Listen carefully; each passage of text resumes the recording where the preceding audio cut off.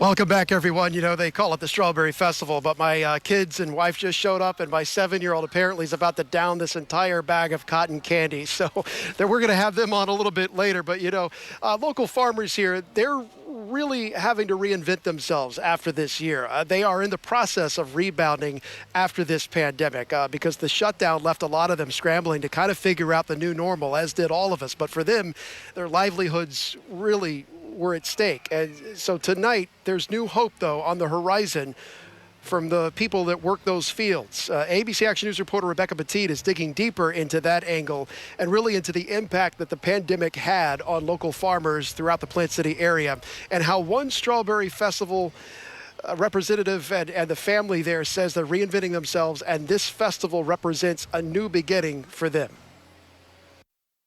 Farming, surviving.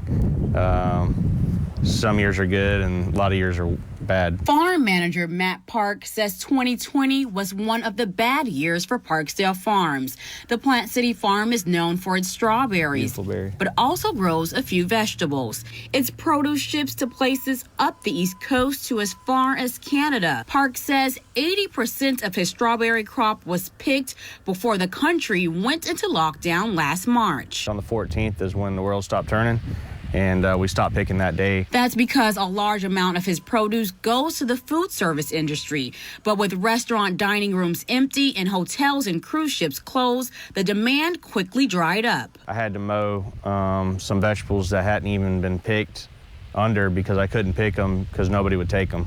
So yeah, for 2 to 3 weeks it was mayhem trying to figure out what to do with what you had in the farm. 53 acres of crops were destroyed. PARKE tells me the panic buying at grocery stores at the beginning is why Parkesdale Farms survived the pandemic. If we wouldn't have had the market going into the pandemic that we had, we would have been in a whole nother situation. But we had a little bit of a good market for about 3 weeks leading up to the shutdown, and that helped us get through that hump. For Carl GROOMS, the co-owner of Fancy Farms, applying for loans in the coronavirus food assistance program, which provided payments to farmers, kept his farm open for business. A lot of farmers might not be in business. When you have a real problem and there's hundreds of thousands to millions of dollars of income that are not generated, it puts you in a real deficit situation. And to try to convince a loan institute that you need money is difficult. While sales for the food service industry have fallen, Fancy Farms is reinventing themselves. GROOMS children opened up the Fancy Farms market in December as a way to continue to move strawberries and keep the family legacy alive. With the pandemic hitting, we saw a decrease in production and being able to move our product.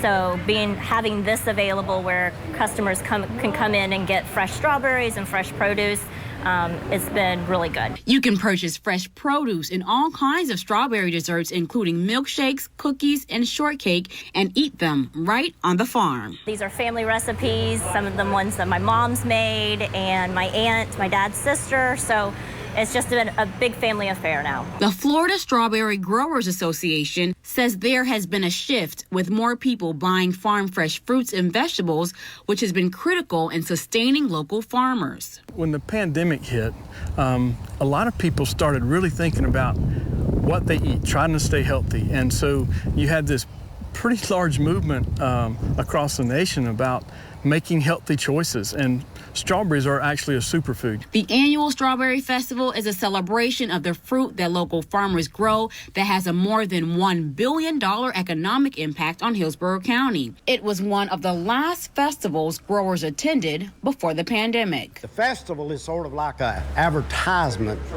billboard for our strawberry industry. So many people come from everywhere to look for strawberries. It's just a way to celebrate the fruit of our labor.